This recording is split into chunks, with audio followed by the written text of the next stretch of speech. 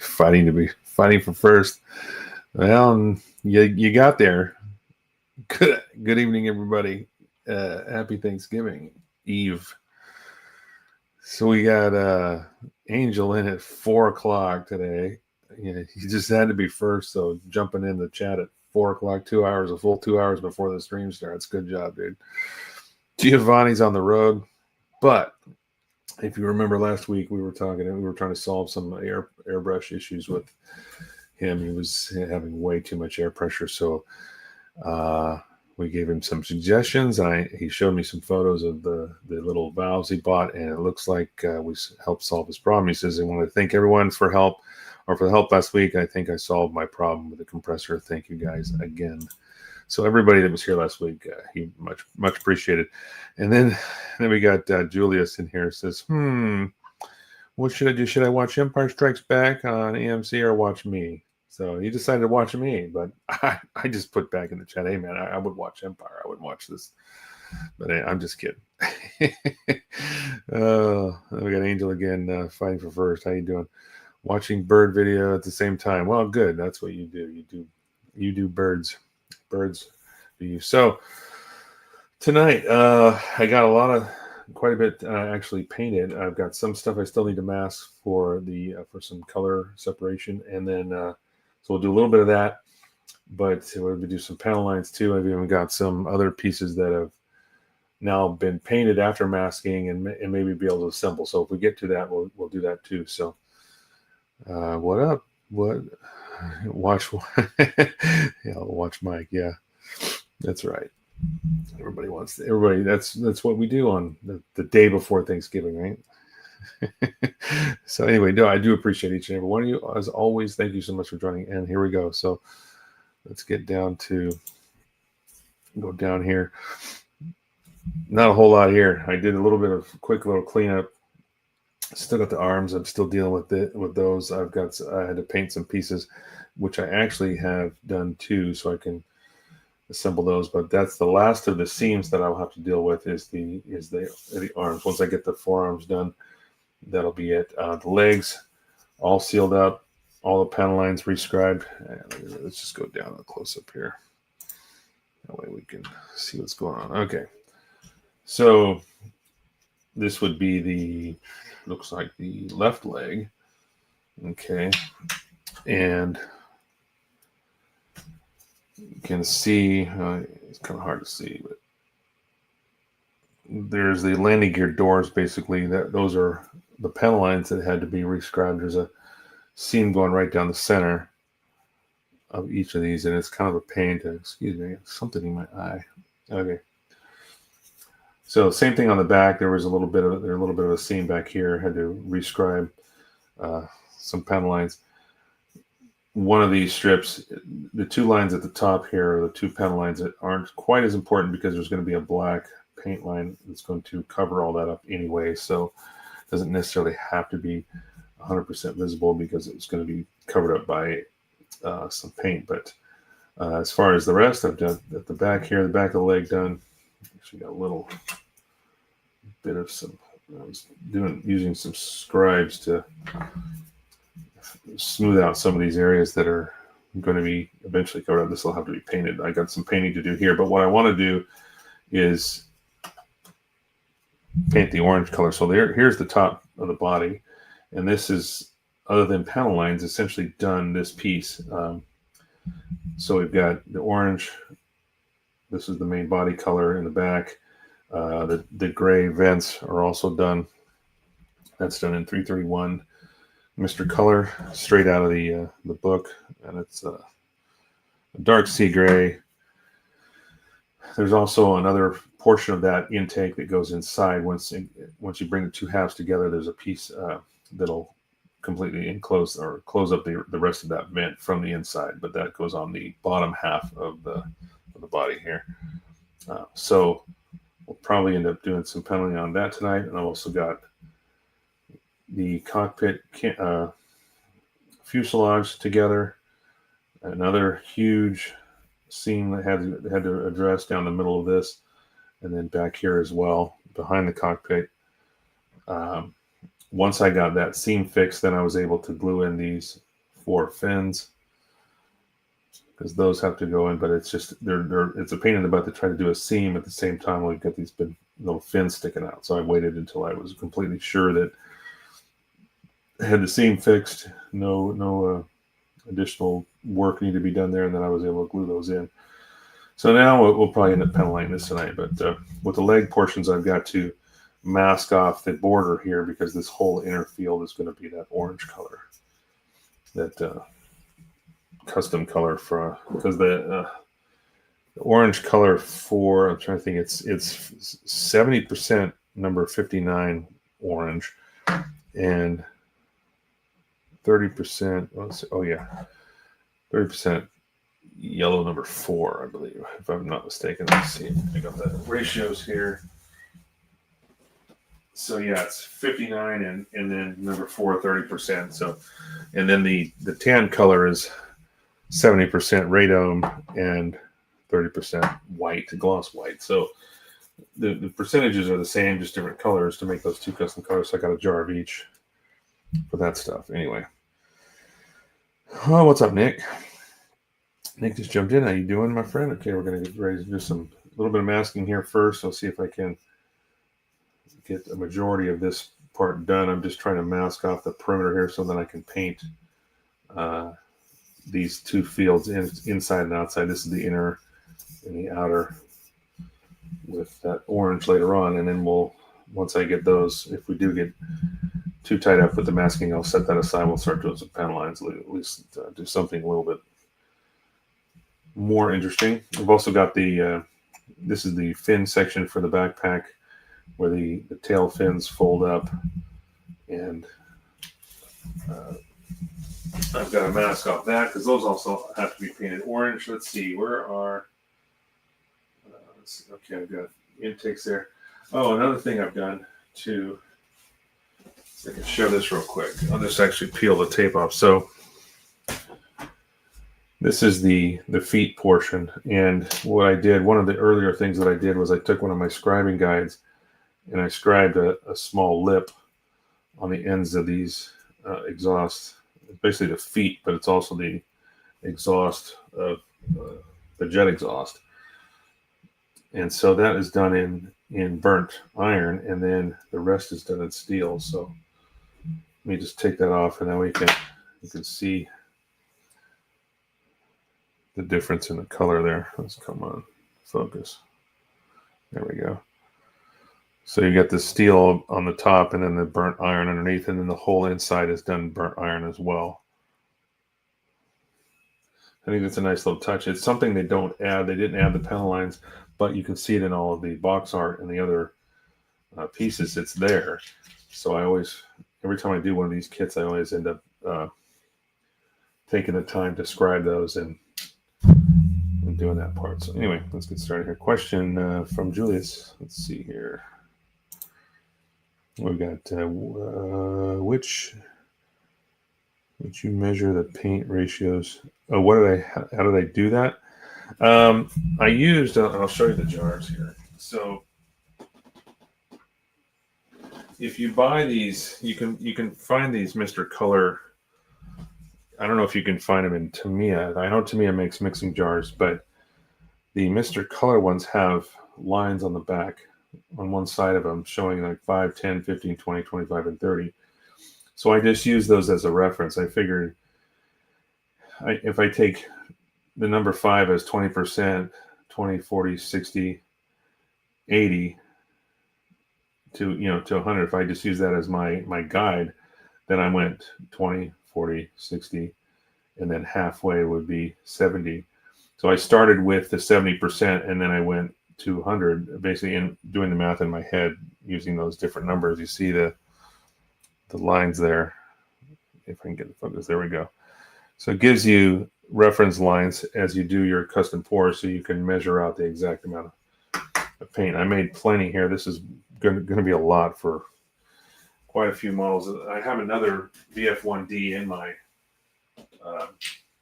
in my stash, but it's not a Gerwalk. It's in fighter mode. It's another one that has a couple little resin pieces in it. So that's a fancy jar. Yeah, I like the Mr. Color ones. I did find some smaller ones the other day, and I'll show you these I bought because I was running out of mixing jars, so I wanted to pick some more up, and I bought these.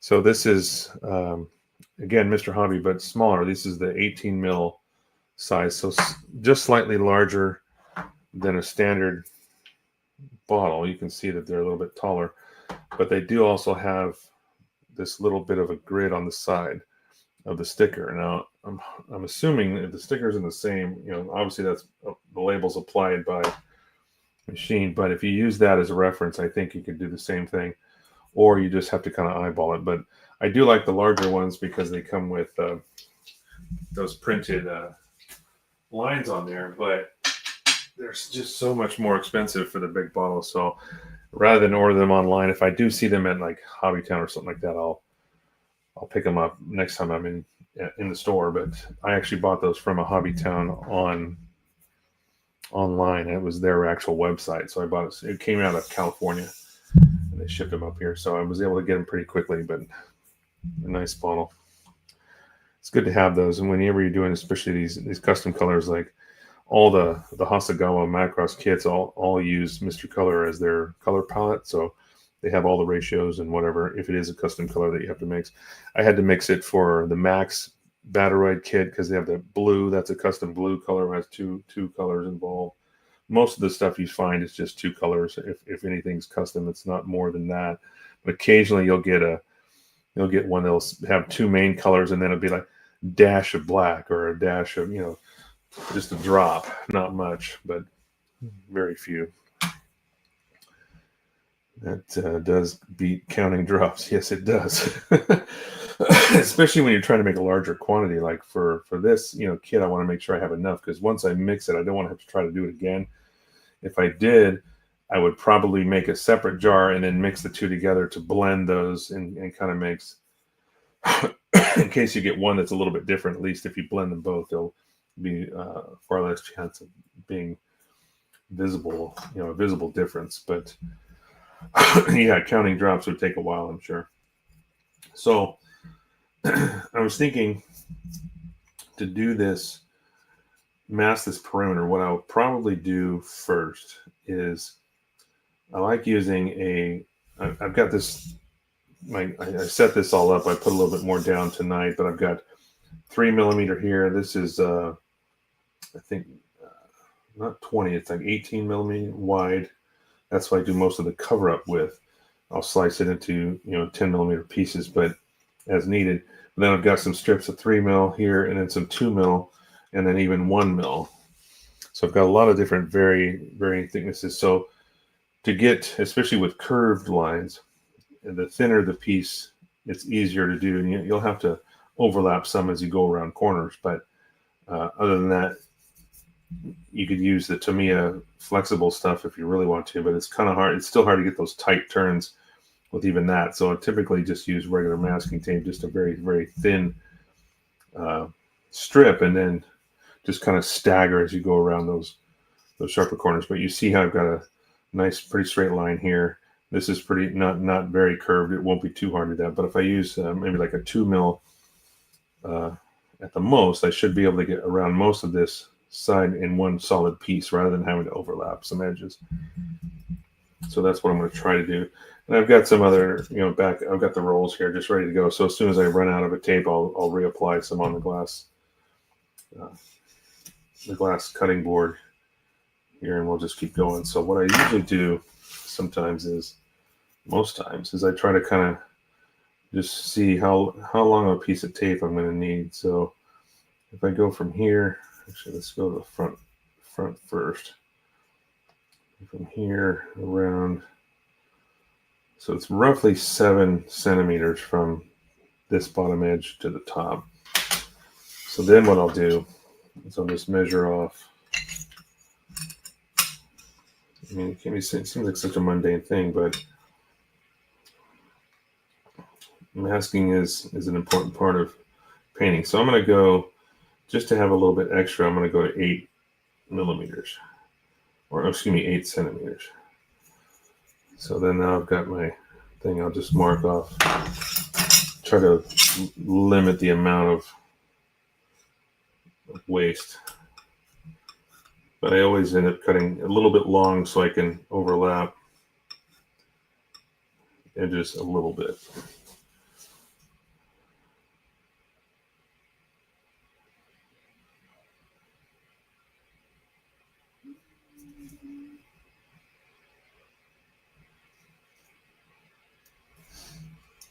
Just start at the corner and then work my way around. I may end up cutting this down because even though this is 2 mil, it's still a slightly curved edge here, and you can see it starting to fold as I try to go around that corner. But that's what I've got the burnishing tool for, so you just kind of tack that down. And most of the time you get a sharp enough edge, you won't have to do any touch-ups, but occasionally you do.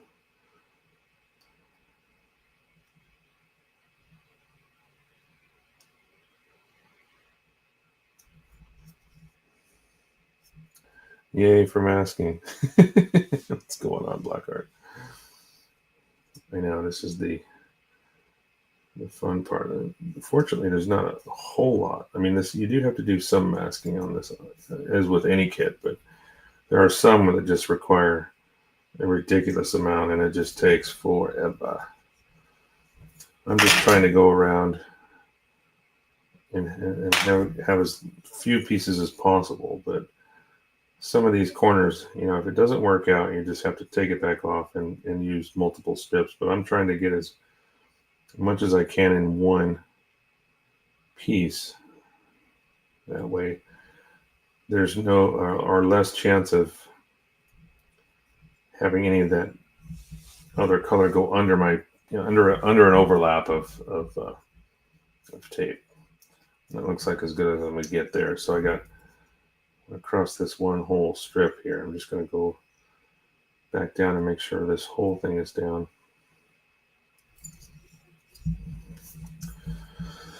And then also I'll have to go back. I painted these inside here. These are also dark gray. You can see also the top here. I've got a piece of sponge in here to keep any overspray from getting down in there.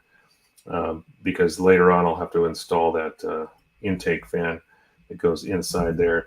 But I'll have to go back, and once I get all this painted, then I'll mask off just the lower section here and maybe use some parafilm around the rest, and then I can reshoot this with that dark gray inside.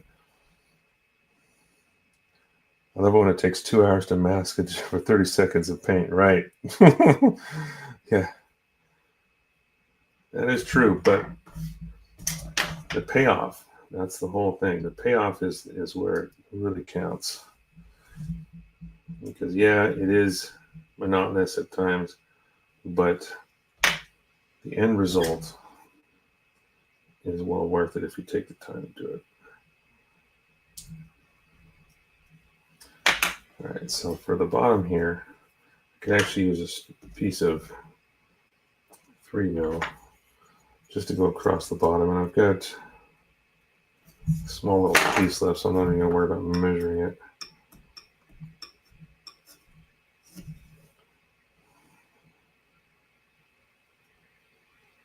I may have to put my bigger magnifiers on. I'm using the 2.5s right now, but I'm noticing that I want to make sure I get these lines nice and crisp. So, all right, I may switch them out.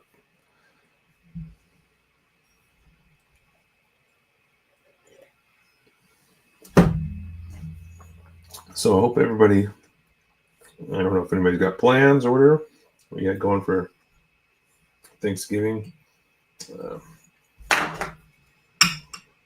We are going to a local Irish pub again this year, where they have some nice Irish pub food, or they do also have turkey dinner if that's what you desire. But if you're into more of the Irish food, Irish pub fare kind of thing, then they also have that. And for me, it's like I don't really care that much about the whole traditional feast or whatever. It's like maybe when you were younger or whatever, you used to think, oh yeah, you got to have the whole big family giant dinner and everything like that. But the kids are grown and they've all moved out. It's not, I think next year I heard somebody that was talking about Steaksgiving, and I think that sounds like a great idea. Maybe do some big old steaks or a ribeye or a prime rib or something instead of a turkey. Did you order any of those 135th scale HD kits and premium Ben? No, I did not, Julius. In fact, speaking of orders, we were talking about the MGO that's supposed to be coming from USA Gundam Store. I finally got an update, and I saw the email, and I got excited, and I was like, oh, great, it's finally going to show up. And then I read the email, and the email says that your order is still delayed. So I don't know how some people that ordered within days or when I did my order for the same kit have already received theirs, and they're telling me that mine is they're still trying to get it from their supplier, and they haven't shipped it out yet. So it was supposed to be fourth quarter. That was the whole deal, like fourth quarter of the year. Well, we're well into the fourth quarter, so where is this kit?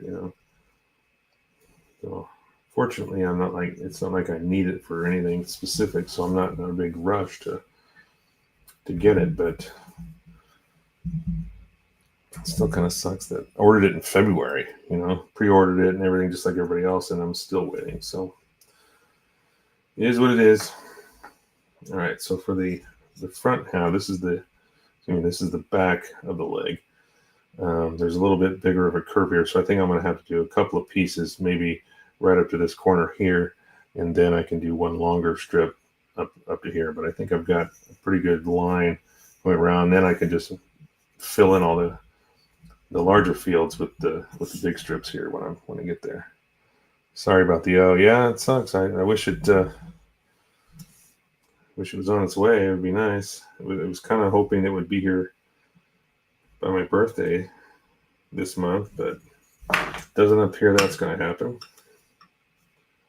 So maybe it'll be a Christmas gift. I don't know, but I'm not holding my breath. And I've heard about USA Gundam Store being hit or miss like that sometimes, and it sucks because I really do like the people that are there. I like Zach Aurelius. I really like and support him and his online presence, stuff like that too. But it just, when you're a customer, you're a customer, and you still want that customer. You still want what you ordered. You still want to get it in a timely manner, and sometimes it doesn't happen that way. You're at the mercy of their system. So the rest of this is going to be about 4 centimeters roughly. Let's see if I can get this whole piece here. I'll go a little bit longer. I'll probably go to 5 just to give me a little bit of overlap on either end.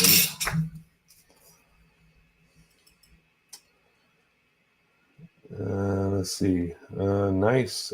What's up, Beetlehorn?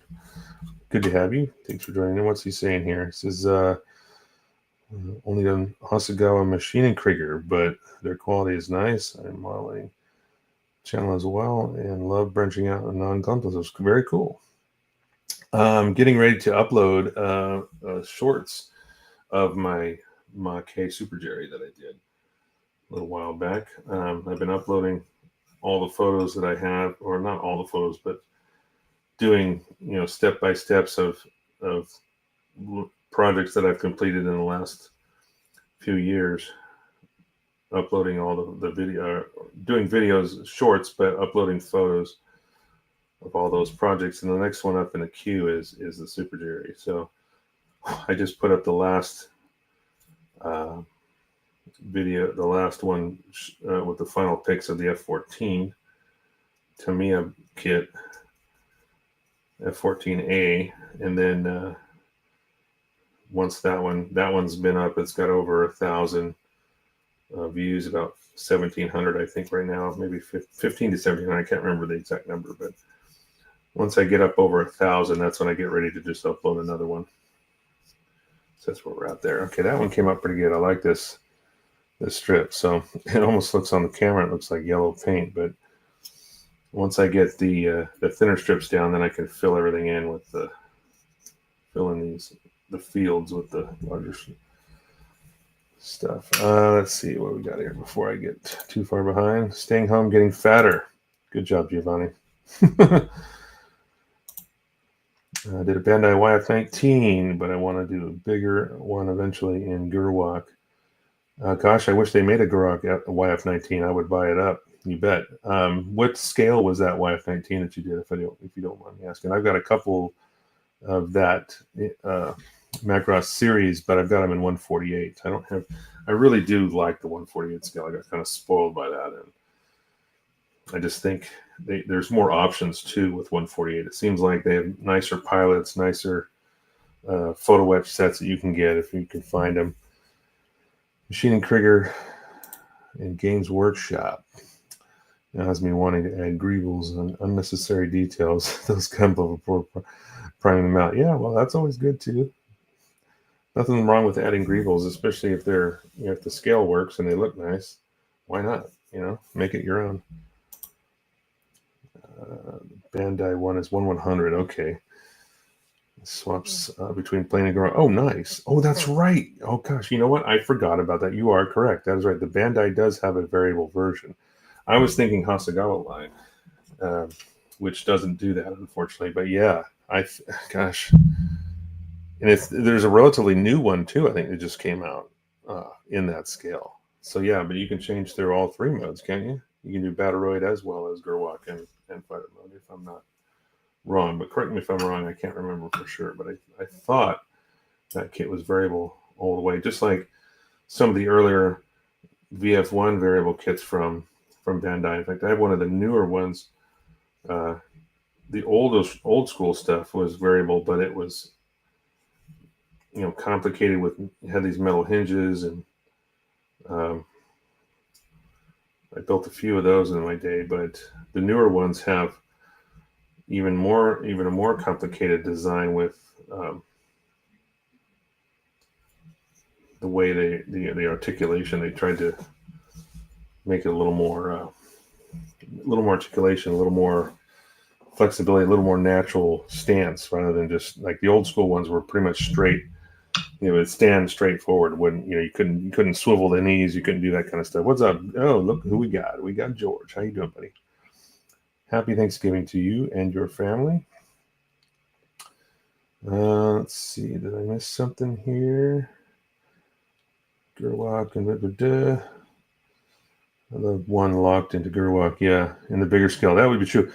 If the leg portions were separate, I think there might be a way, because I know somebody built a 148 Gerwalk, but he basically took the legs and the arms of a 148 and was able to scratch build a lot of it and mold and actually created a Gerwalk out of 148. So if those portions of the build were separate and they could be modified in that way, that would be a really cool project to see. George says, "Hey, Mike and all, how you doing?" We got here. You could probably get the Hasegawa Fighter in plain kit bash.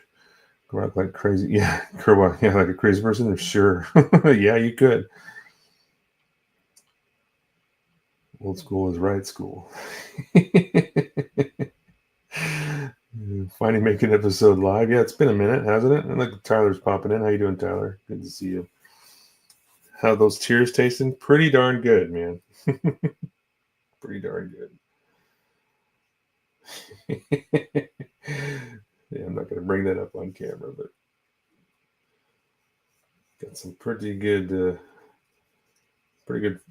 stuff. I don't want to get dinged by social media platforms. You can't promote certain things online, so I'm not going to talk about it. But thanks for bringing it up, Tyler. So I'm just going to do a little bit of masking here. We're already 30 minutes in, and I've already gotten just around one leg. So I'll probably end up finishing this one, then we'll do some panel lining and change it up, because this is a little mundane and boring, but necessary. It's a necessary part of the process, I think. So we do what we do.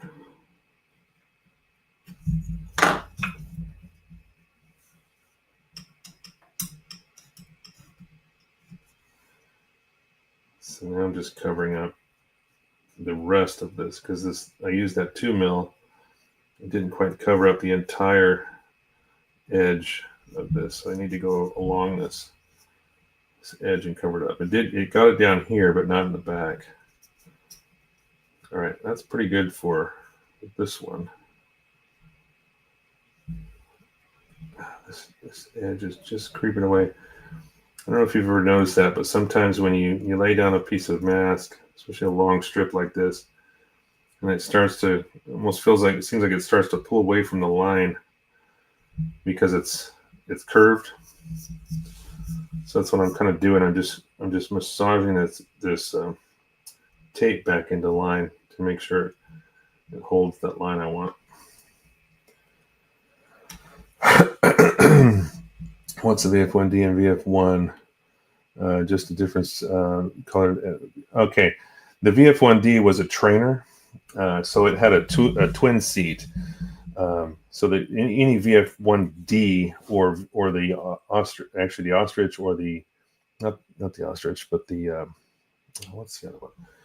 There's another one that would have a 2-seater as well. Like when you saw if you watched Do You Remember Love video, that was the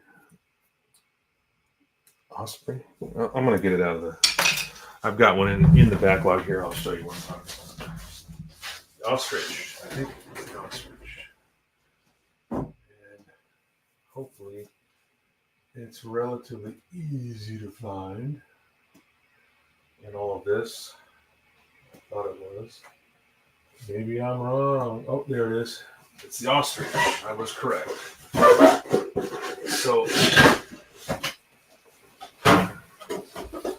So this is in 172, another pretty rare kit. But this is the VT1 ostrich. So it also has twin seat. You can see there's a twin seater. So the difference between a VF1D and a VF1 is basically anything that's other than the D was a trainer that had the twin seat. Everything else was a single pilot seat. So all the VF1s, VF1J was a lieutenant commander version. The VF1S was a commander version, if I got that right. I probably screwed that all up, but anyway, that's the big difference. The cat's eye. Oh, is that what you're calling it? This is the cat's eye. I don't know if that was a twin seater too, but I also have that. If you're talking about, let's see. You're talking about the VE one. So that was the VT one. And if we go to the Eland Seeker, this is the VE one. Okay, Eland Seeker. So this is cat's eye there. There's the big radome on top. Better picture of it from the movie right there. That's the only shot you really see of it in the film for a good 5 seconds, and it's gone. But those are 2 in the backlog, and those are both 1/72 scale. So, yes, that is true. If you're talking about the Americanized version, the original Macross series, Robotech, whatever, yeah, the VF1D was the one where he does capture him. In fact, the box art of this kit, in fact, this comes with 2 resin figures of the original Macross. So there's Min Mei in the hand captured. Okay, and then there's the twin seat with Hikaru looking ridiculous, sticking his head over the edge there. So that's the box art on this kit. Oops, sorry about the camera bump. Just putting that back up, and I messed up here. So, that's the one. Are these model exclusive variants? Do you remember? Model exclusive variants? No, they were. I don't know what you mean by that. Are these model exclusive variants? I don't remember. You don't remember what, the VT one or the E one? They were mostly seen in the movie Do You Remember Love? It's called Cat's Eye Recon. Yeah. Well, that's because that was the Americanized version. That's why they call it that, I think. It was always the Eland Seeker or the Ostrich, depending on which version you're talking about. Hyper Mega Launcher. You just masked the Hyper Mega Launcher. Yeah, that's fun. That's a big one. My boyfriend is a pilot now, and he's he's a pilot now.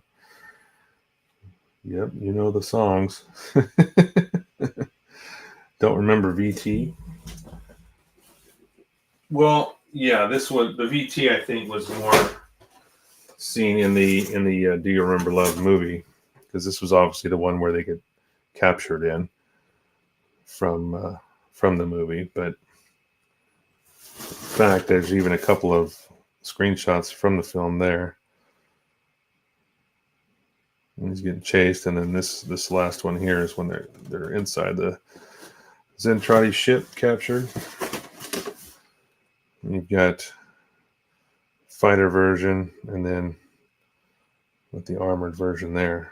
So these are all in the backlog, all ready to go. Eventually. It's called ES11D Cat's Eye. Okay. Cool deal. That's a great scene, yeah. The whole movie's good. I mean, it's just by far one of the best anime. I mean, that's what really got me hooked into. That's why I have such a love and passion for Macross. I mean, it's hard for me anyway to get that same energy toward the Gundam franchise. I like it and everything, and I have plenty of Gundam models, but it just every time I think, well, what am I going to start this time? I'm going to do another Gundam kit, and then I look in the backlog and I end up pulling out a Macross kit or something larger scale, like the armor, doing the Gundam stuff in the larger scale, 1/35 scale armor. I still have that hover tank in there in the backlog too. So we'll see what the next one brings. So I'm going to do a little bit more masking here, and then we're going to get on to some panel lights. Macross Plus, most personally, Macross Plus was good. But it was an insane soundtrack. Yeah, that's true. It does have a great soundtrack.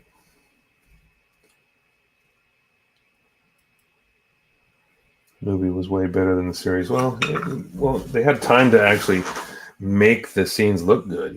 They weren't just smashing out line art drawings trying to get episodes done. I mean, when you're doing a series like that, there's so much. Obviously, the computer technology was significantly more limited back then too. But when they made the movie, they had the time to really just to draw everything a little bit better.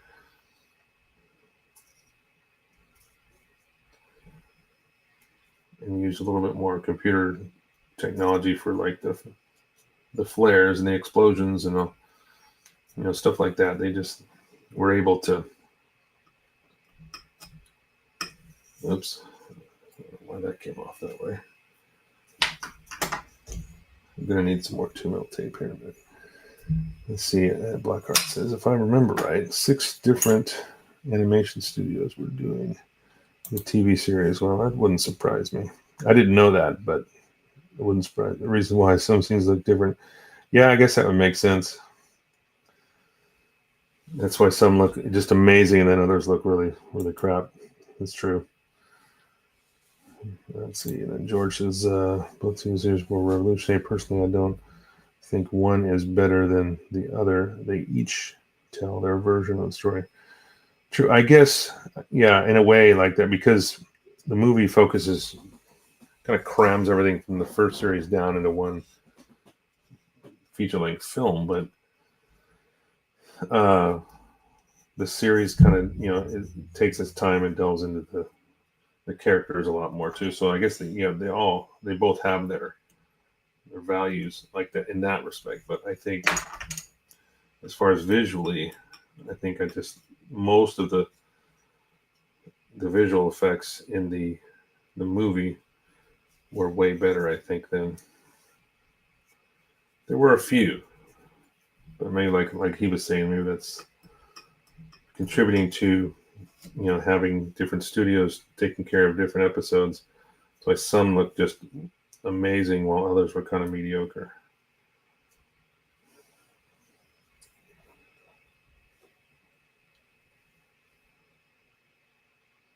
The show had a great ending theme.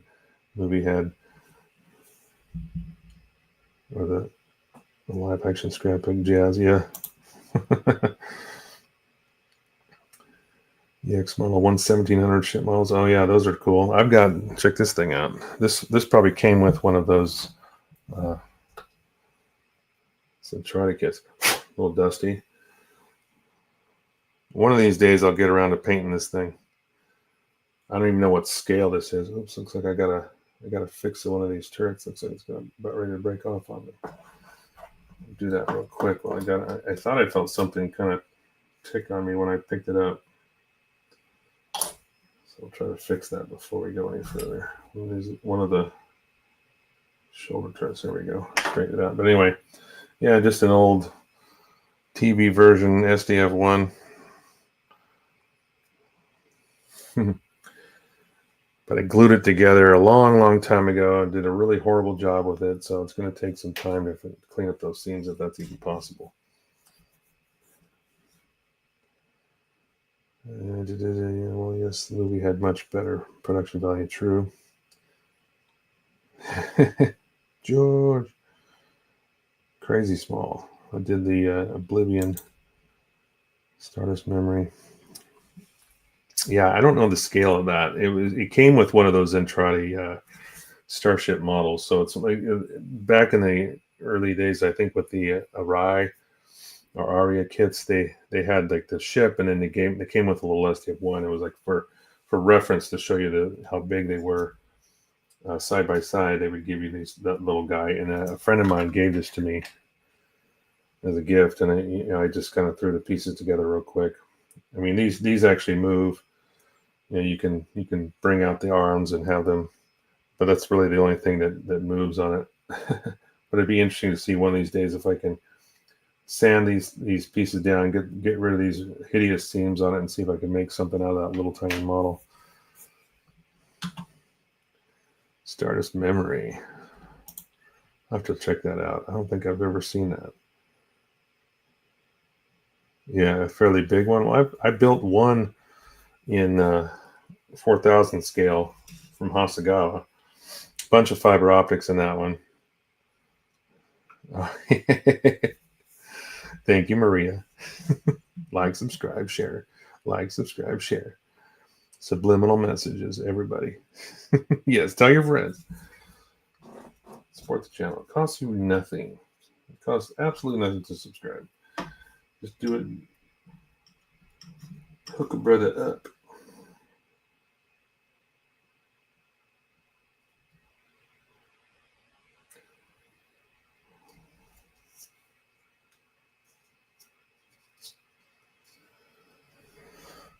One 20,000 scale. That's pretty pretty big too, or pretty, yeah.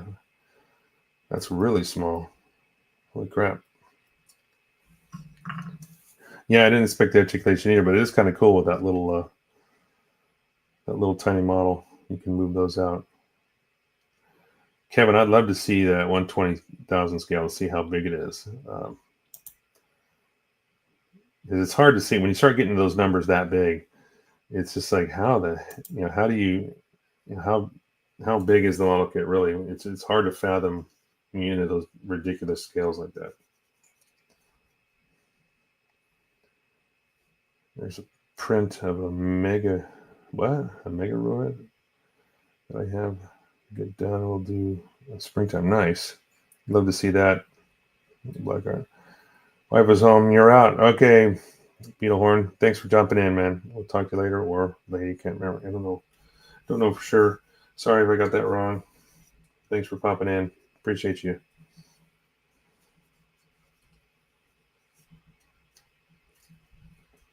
I guess we said wife, then I know that means. But actually, we don't, because in this day and age, who knows, right? Could be another lady. We don't know.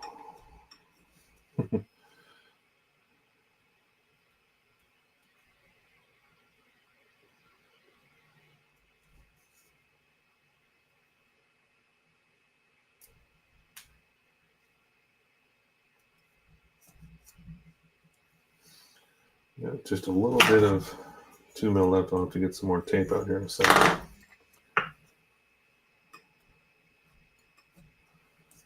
And then I think I'm going to stop on this. I've been doing a lot of chatting and not getting a lot of this done. So I'll just start doing some panel lines. At least we can start seeing some actual results. Other than this is it's very time consuming at times. Actually, I'm going to use this piece.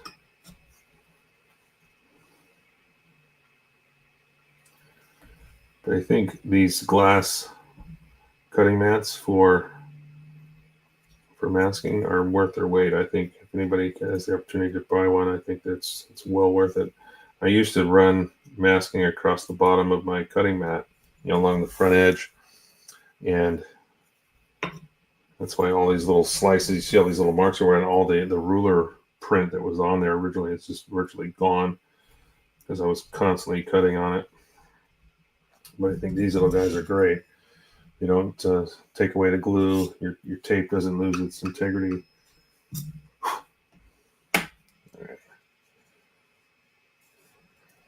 Maria says, happy Thanksgiving, everyone. Thankful for your support. Yes, we are. Whoa. Almost. Okay, so let's do some panel lines here. And I think for starters, we're going to start with this piece. I'll just move the masking plate out of the way.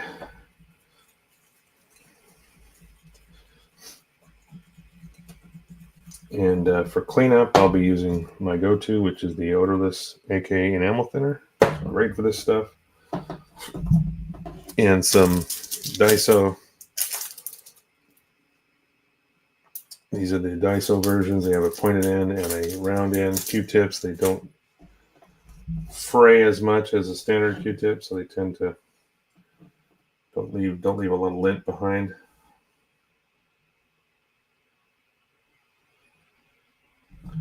And because this is a clean build, there's not going to be any streaking left over. I want to make sure, if I've got to use quite a few Q-tips to get all the excess off, I'm not going to leave anything behind. There's not going to be any streaking. A lot of times I'll even use the pen line solution as a way to kind of give it some muddiness or dirtiness or streaking effects just by having leftover pen line solution, but we're not going to do that here. This one's going to be completely clean. Now these little thruster vents here that are on the corners, I am going to panel line them, but there are decals that will go on top when we get to that stage that will cover them up. I'm basically just doing this to give them a good outline, and then we'll love the extra mat idea. I was using a big mat, dirt transferring the tape. Yeah, that was exactly the same problem I was having. And then when one day I went down to this little store in the International District in Seattle, it's called International Model Supply, and it was the first time I'd actually seen one of these glass cutting mats for masking, and I thought, wow, it's kind of cool. It's not very large. It doesn't need to be, but it's portable enough that you can take it somewhere if you need to, if you're going to a build gathering or something. But it does keep the tape clean, and again, it doesn't affect the tackiness of the tape when it just basically holds it in place. You're able to peel it off. And of course, I think good tape is a must. I don't, buying cheap stuff, especially with masking, you'll get what you pay for. And I try to buy nothing but Tamiya mask or anything. I do have some stuff I bought in bulk, like from eBay or something like that, but it was a bunch of rolls of 3mm, the really thin stuff, but it's very sticky. The problem I have is a hit or miss. Like sometimes you buy these cheaper brands and they're great, and then other days you'll get a set and the stuff doesn't stick to anything and it's useless. Macross Kid, what's up? Back again, Dynamodel. Good to have you. Thank you so much for joining. We're just I switched over. I was trying to do some masking, but trying to get a few of these leg pieces done, but just proving to be very time consuming. I wanted to kind of keep the flow going here, so I decided to switch over to some panel lines. And my go-tos, I do have some Mr. Color panel line solutions, but I noticed that their stuff is quite a bit thinner than the Tamiya. I usually like to go with Tamiya first. I do have, the other stuff from Mr. Color does have its purpose, but I typically like their panel line solution better. At least it has its use. It's not necessarily better, it's my go-to.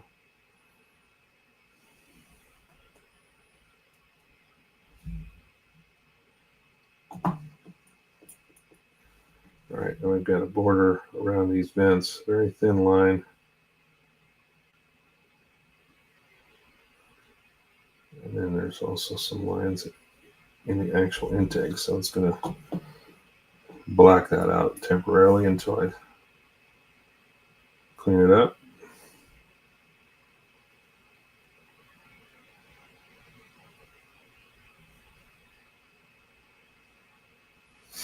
All right, the front half's done. Then we're going to get the back here. It's one thing about Hasegawa I think I can really appreciate is their panel lines. Most of their kits, whether it be aircraft kit, maybe some armor, who knows what, but it always seems like their panel lines are very, very nice, very consistent. Correct me if I'm wrong, guys. I don't know if anybody else has experienced, a Hasegawa build that had poorer than normal, panel lines. I think they seem to do very good. Unless we're talking about maybe their old stuff, but all their Macross stuff seems to have very good panel lines. Can't complain.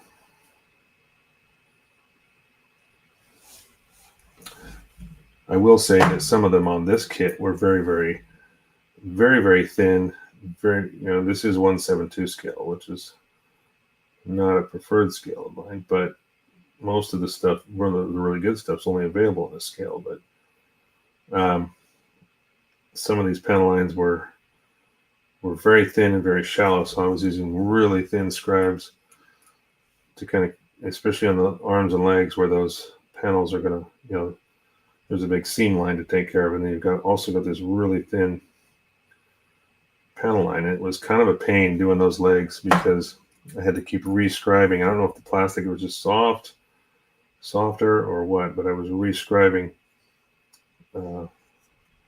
those landing gear doors. It was taking a while because it was just like, I don't know if it was because I was using such a thin scriber that it kept either I put tape down, I put scribing tape down, and it just kept trying to deviate from that line, and so I was struggling with it. And it's probably because I was having to use such a thin scribe too. I was using 0.075 or 0.1, so very, very thin. But the panel lines were so thin, you have to use something like that. So there's a little bit on the bottom side here that I need to panel line as well. So we're gonna go around those. There's three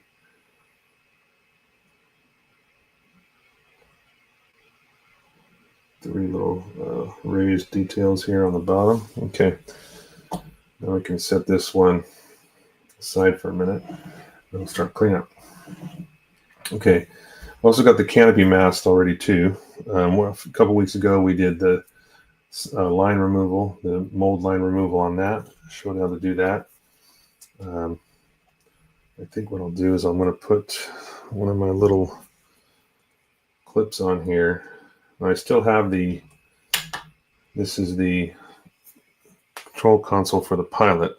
It's still sitting here because I didn't want to install that and have to mask over it, because I've got the rest of the cockpit installed here with the rear seat. The rear seat's not installed, but the rear console is installed. So I had to mask all that off so I could do the painting without screwing that up.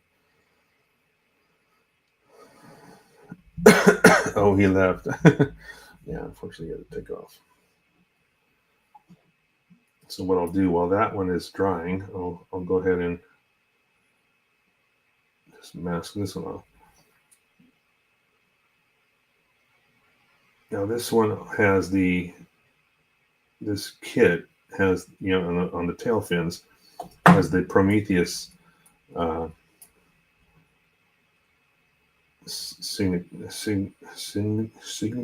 am I trying to say? Prometheus labels, or it's insignia. I don't know what I'm trying to say.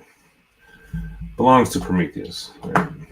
Just like when you look at the F-14 build, it's got a USS Nimitz labeling on it, which means obviously it's stationed off the Nimitz. This one came from Prometheus. That's how they would say it in the movie. Now these also have two of those thruster vents that I will panel line, but again, there will be decals over these to fill them in and make them look. They're basically clear with a black background. So once you put them on, you can line. It allows you to line them up easy enough by using, because they are clear. You can see the vent underneath it, and you can line it up properly. And then once you use your softening solution on it, it settles right down in there. It looks just like it's been painted. Makes it quite a bit easier than trying to reverse wash those or do something else. Then painting them by hand or something like that. You can reverse wash them too. It's easy to do. The trainer is what is this? I don't like masking white. White gets dirty. Masking alclad also hates masking. Yeah. Alclads are so delicate. It's just such a delicate finish. If you can do it right, they make great finishes, but you're right though. It's just so delicate. And I learned the hard way when I did that. I did a Sazabi 1.0 dress-up kit, and yeah, it was not fun. I learned a lot because that was not only the first time I was dealing with resin, any kind of resin, and it was a recast of a Chinese kit or something. I don't know. So not only were the molds not very good, but I didn't know. Knew nothing about resin or how to deal with any kind of warpage or anything. But I managed to make it fit, and I painted it in a cherry, a candy apple red finish using alclad enamels over lacquer-based chrome, which shouldn't have worked, but I made it work. And yeah, that's when I learned that you can't spray alclad lacquers with a clear coat, lacquered clear coat, because they will just wash away. And then all you get left is your black base is the only thing left. It just washes the metallic away. So you have to cover it with aqua gloss. All right, so that is covered. So we're going to set this aside as well. Now this one's probably dry enough to start cleaning up. Alclad is finicky. You have to start over. Yeah, Oh, you're darn right it is. That's why I don't use it as much as I used to. I used to use it all the time for anytime I was doing anything metallic. I loved using it. But since then, Mr. Color has come out with their super metallic line, and it's very, very good. And so I end up using that most of the time now. And it's good lacquer. It's strong and durable, just like most all uh, the original Mr. Color Hobby, Mr. Hobby line. So I don't have to worry about having a finicky, delicate surface like an all-clad. I still get great metallic finishes, but they're durable, and you can clear coat them, with lacquers and not worry about damaging it. All right, so let's do this. Back still dry a little bit. Now again, this is a clean build, so we're going to be getting as much of this off. There's not going to be any left behind other than the panel lines. I'm going to take this off and probably do it by hand here.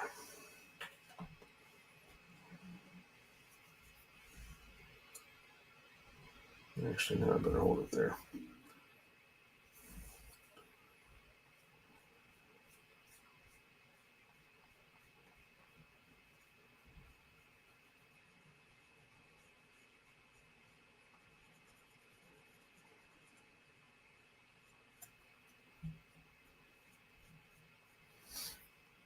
Yeah, this is going to look nice.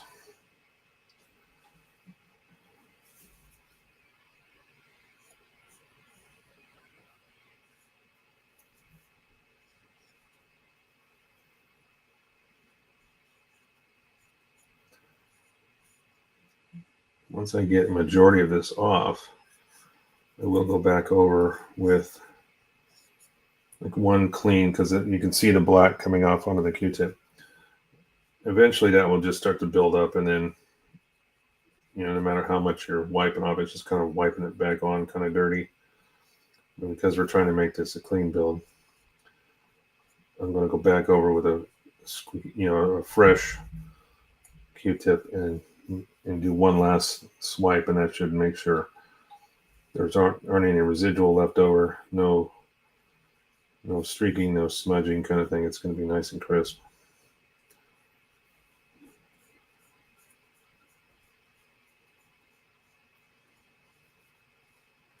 Yeah, you can definitely use this to make it muddy and dirty looking if you really wanted to, just by having that residual. But the client doesn't want that in this case. Wants as clean can get, so that's what we're going to strive for.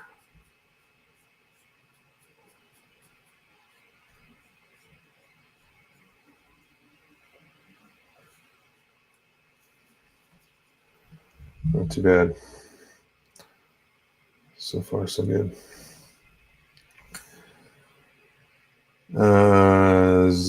You're talking about this color?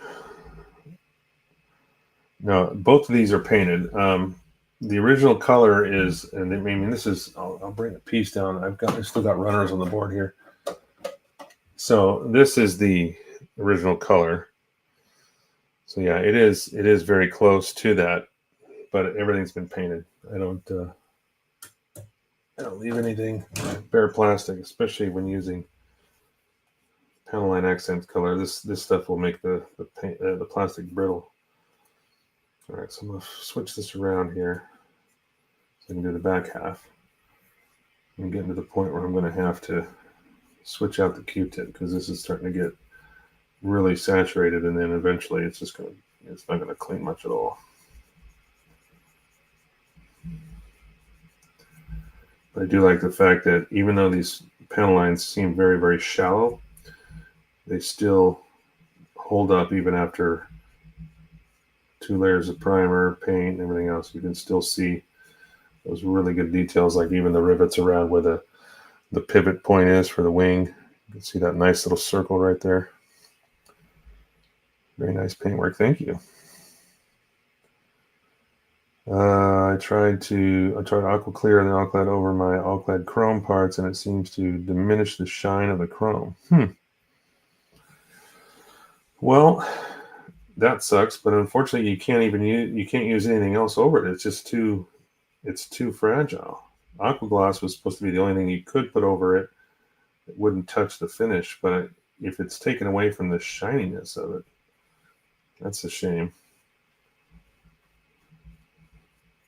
Because especially, I remember the first time I saw an all-clad.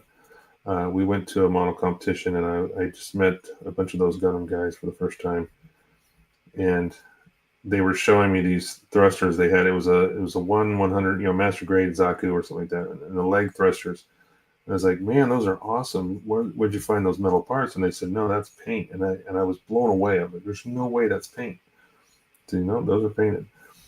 And that was with chrome or whatever. I think it was probably chrome, all clad. And I gotta cut this tip off, Q-tip, because we're gonna get rid of that. Okay, I'm gonna do the front half again with this clean half. But yeah, I don't know. I don't think he clear coated over that. I think it was just straight up, all clad. So that's probably the only way you can get away with not damaging or not diminishing that finish, is to just leave it alone once, and don't clear coat it. I guess that's the only way. Like I was talking about when I was doing that Sazabi, I had some finishes that I literally had to hand paint again because once I sprayed them, I just realized, oh my God, I was washing away all that finish. So now I'm just going back over this with a clean Q-tip here. You can see I'm still getting quite a bit of that off, that residual.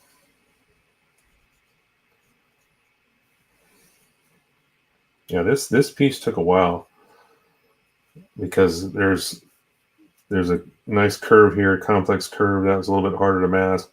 There's also this black strip that has to be masked. So I did this half first, then I masked off the vents, did the vents, and I masked off the whole back end, or the front end, did the back half in the tan color. And then I had to, once I did that, I think I masked off that black stripe and managed to do that. I do a couple little tiny touch-ups, just because you get a little mask wasn't perfect or something like that, but minor stuff, pretty easy to fix. All right, so now we got this. I'm going to flip this over and do the back side here.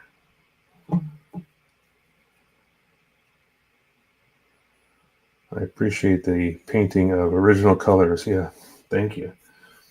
Yeah, I typically don't leave anything bare plastic anymore, And Hasegawa is pretty good about their color matching when it comes to the the Macross line. Their colors, sometimes when you're mixing them, you're like, I don't think this is going to look right. And then you put it on the kit and you're like, wow, that is a perfect, perfect shot for shot match from the series or whatever Macross kit you're building.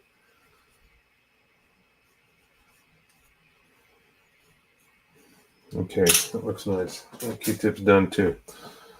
So now I'm going to show this here real quick. Let me just get my clip back on here. Okay.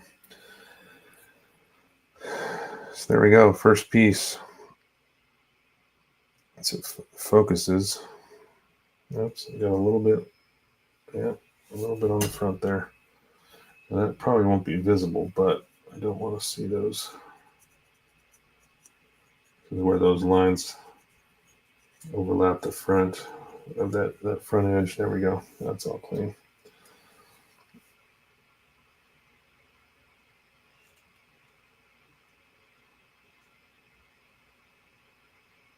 So far, so good. Now I will be flat coating this. This is still glossy, and of course I got a ton of decals to do too. So this is only the first step. Going to be a lot of decals, a lot of no-step decals, a lot of small little markings all over the top of this thing. That's the fun part. All right, so let's do the canopy now. I say canopy, but I mean cockpit fuselage here. Fuselage.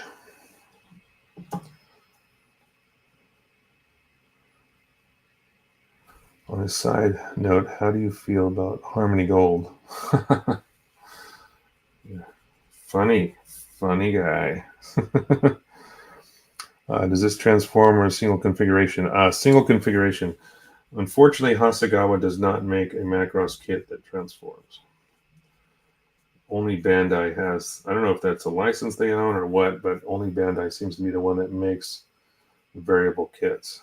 When I say variable, I mean that's what they used to call their any of the Macross kits that transformed. It was variable configuration or whatever. That's what they call it, I guess. But now this is a fixed in Gerwalk mode, and then no armor, no weapons. I mean, other than the gun pod, but there's no missiles or anything like that. It just wasn't any. Again, it was a trainer, so there's not no weapons loadout really. I don't even think the one I have in fighter mode comes with any kind of a weapons loadout. I think it just has the gun pod mounted underneath.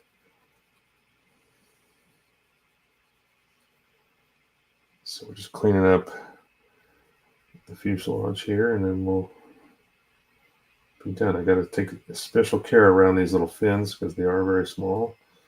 But I'm going to have to go back over with the other side with the the pointed tip on it, just so I can get around those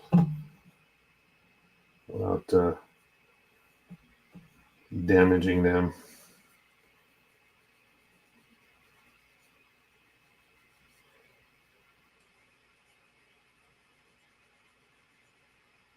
Yeah, it's definitely going to have to be cleaned up. I can see, especially on the tan color, even more so than the orange. I can see a lot of that panel line solution left over. It's just not. This only is going to take up so much, so I got to go back over and with a clean one and swipe it again and make sure it's nice and clean. And then once I get all the panel lines done, then of course we got to put decals down.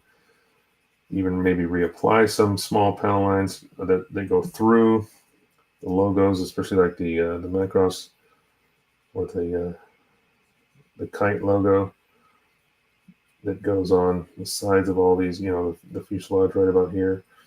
A lot of these panel lines go through that, so I like to take a razor blade and cut into those decals once they're set and make sure those lines go deep down, so when you do the final clear coat over everything, it looks like the insignias and logos and stuff were painted on, which what they should. They shouldn't overlap a seam. You should have the panel line should go through it, because it is, after all, logos and insignias would be painted on to a real aircraft. They wouldn't just be stickers. You know what I mean? So those intersecting lines will show those panel lines. So cut the end up. Once that is all saturated and done, now I'm going to get in between all these little fins here. It's pretty cool. It has Prometheus. Yep. Yeah, those are on the tail fins. So even though they're folded, you'll still see some decals there. They're kind of tucked in the backpack portion of it, but you will be able to see them. In fact, let's see if I can show let's see, where are they? Oh God, they're small. Yeah, I don't even know if you're going to be able to see them. They're very, very tiny white decal. Let's see, right about there, where my finger is. It says Prometheus. You'll see it against the orange background for sure, because it's going to be on the tail fin here. These fins, all this gray area you're seeing here is not been painted yet with that orange. So that will show up those decals nicely once it's fully painted. I got a lot of the paint done, but some of the smaller, some of the pieces that I had to really do some seam lines, and just that's only one big drawback is they, at least Bandai designed their kits to reduce the amount of hard seam lines, to deal with, especially Macross kits. But Hasegawa still hasn't gone on board with that. They just make you deal with it. So here, I'm going to put this massive seam down the center with a lot of panel lines going across it, and just get your work cut out for you. It's all right. It's all part of the fun. I've also got a couple little clear glass pieces that got to go on the tips of these. Those will be painted with clear red. Of course, all the wing tips, with the exception of the tail fins, but the actual wings will have glass lights in them as well. So now I'm going over the final. Now that I've got all that, the bulk of that panel line off, I'm just going back over and cleaning off all that excess, making sure it's nice and clean.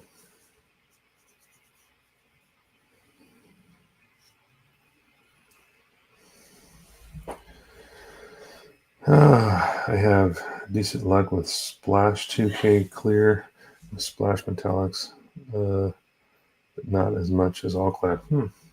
Never heard of it. I mean, if you can send me a picture or something. I'd love to see.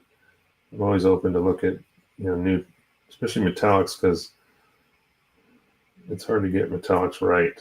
All-Clad did it right, but I think when they had to change for whatever reason, they had to change their formulation for their black base, and it was never the same. I ended up using gloss black paint after that.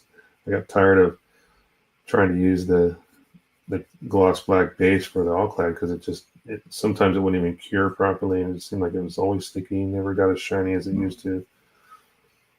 And I think I still have a lot of the original black base. I bought a large bottle of it, so I haven't gone through the whole thing, but I've heard other people having issues with the new formulation black base, not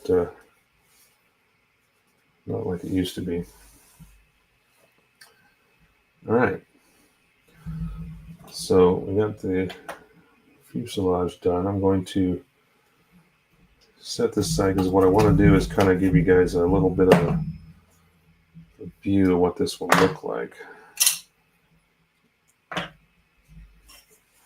So this is going to slide in just like that.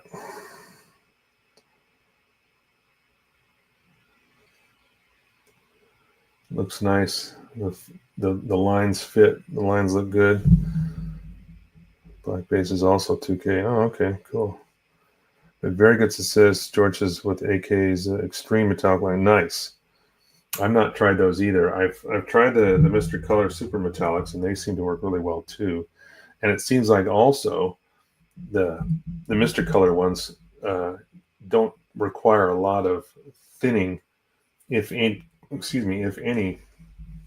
out of the jar. A lot of times when you get a standard Mr. Color, they're obviously very thick, and you got to thin them down to for airbrush ready at that point. But it seems like the super metallic ones do not require as much of that, if any. A lot of times they come thin enough in the ball, you can just put them straight in the airbrush, which I think is also a plus. Actually, it's pluses and minuses. I think it's nice that it's pretty ready to go, but at the same time, you don't end up with as much paint because you're not thinning it. Whereas the standard bottles, you're thinning it down, you're getting almost two full bottles of paint by the time you've thinned it to airbrush readiness. So it does have its advantages. It's nice to have. I'm just seeing a couple little dirty spots here that I'm cleaning up. Other than that, it looks pretty sharp. I like it.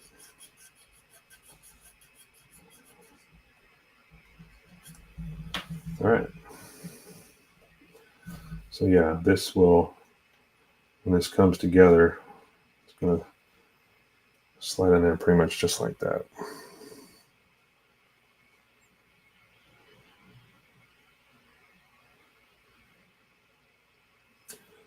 So far so good. I like it. I always just clip this on just barely so I can kind of stand that up. All right, so with that, we're getting closer. It's a little bit early, but it's after it's Thanksgiving Eve after all. Everybody's got the day off. I hope everybody's got some good plans to spend with family and friends. It's a nice build. Thank you. The point is that there are many good alternatives to Alclad. Yeah, that is true. Thanks for pointing that out, George. Yes, there used to be not as many. I mean, Alclad was it. You know, when you wanted superior metallics, that was it. Now, yeah, I would say there's quite a few alternatives, and that's why I don't even use Alclad as much. I do from time to time. You know, if I want to use like stainless steel or something like that, I will pull out the Alclad. I've just got it in a separate little box, but most of my bench is all set up with, I've got racks that go all the way around the entire perimeter. In fact, let me see if I can, how far out I can go here. Let me see. I don't know if I can zoom out or not. Let's see. No, I don't. That's as far back. I think that's as far back as it goes. Yeah, see, that's going to zoom in. So that's as far back as I can go. So I guess what? I guess we don't get to see the bench unless I turn the camera. Let's see if I can. There we go. So there's the camera. There's the computer. So you can kind of see some of those racks that go around the outside. And on the other side, more stuff. I got all my chisels there. Let's see if I can. Oops, the wrong direction. I knew that wasn't going to work. So there's my rack of chisels. All my Suji Bordo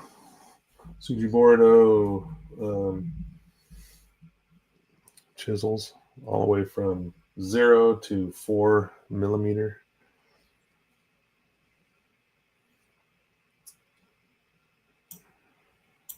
Let's see, that's more stuff on the wall. And then you can kind of, whoop, it's funny, the gimbal's getting in the way. But you can kind of see the pegboard there. That's where I hang all the parts in front of me. So, isn't that funny? Take it back to the down look. Alclad rubs off. Yeah, that is true. Angel is not wrong. And that's why we were talking about that aqua gloss, which was supposed to prevent that, but is also not supposed to chew up the finish either. But apparently it diminishes the shine of it. So it's like, what's the trade-off? You either got, it's either durable or not, and it seems like Alclad is just too fragile.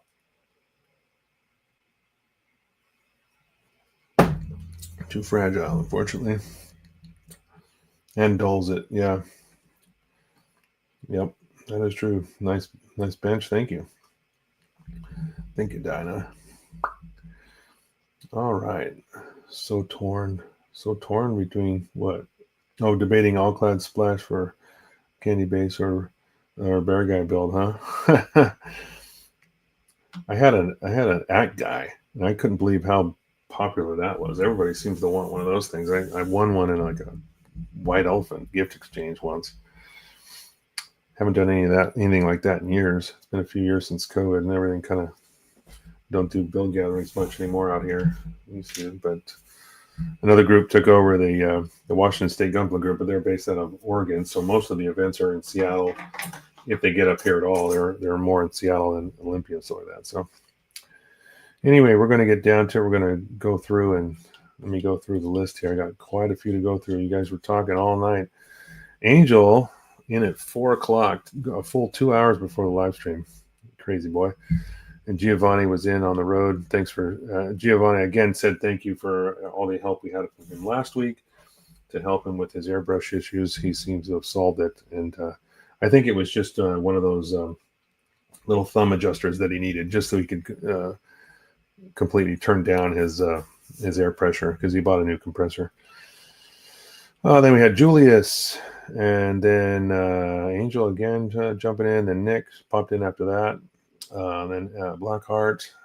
Again, thank you guys so much. And then Beetlehorn. Yeah, that's the first time I think we've seen you. Thank you for joining so much. I think I said that right. Yeah, Beetlehorn. And then Tyler jumped in. And George jumped in after that. Again, Blackheart. I don't think we had any more. I don't think there was any extras at that point. If I missed one, I do apologize. I'm trying to go through. My wife, of course, was in there. Telling you guys to like and subscribe. Telling you guys to tell your friends. It costs you nothing.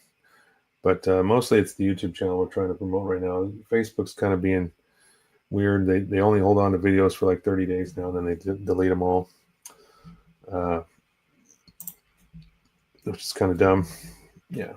So the stuff that was there for years and years is all gone now.